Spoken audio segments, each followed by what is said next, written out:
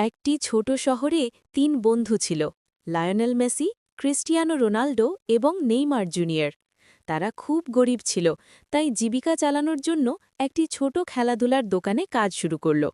দোকানটিতে football, jersey আর জুতো বিক্রি হতো।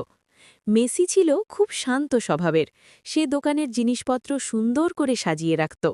রোনাল্ডো ছিল খুব পরিশ্রমী, সে গ্রাহকদের হাসি মুখে স্বাগত জানাত এবং ভারী বাক্সও সহজে বহন করত। আর নেইমার ছিল মজার মানুষ, সে দোকানে আসা বাচ্চাদের সঙ্গে ফুটবল নিয়ে খেলত এবং সবাইকে আনন্দ দিত। একদিন দোকানে একটি ছোট ছেলে এলো, সে একটি ফুটবল খুব পছন্দ করল, কিন্তু তার কাছে টাকা ছিল না। ছেলেটি মন খারাপ করে চলে যেতে লাগল। ৩ বন্ধু এটা দেখে খুব কষ্ট পেল। তখন তারা নিজেদের দিনের বেতনের টাকা একসাথে করে ছেলেটিকে ফুটবলটি উপহার দিল। ছেলেটি এত খুশি হল যে আনন্দে লাফিয়ে উঠল। সে বলল, একদিন আমিও বড় ফুটবলার হব। এই কথা শুনে ৩ বন্ধু একে অপরের দিকে তাকিয়ে হাসল।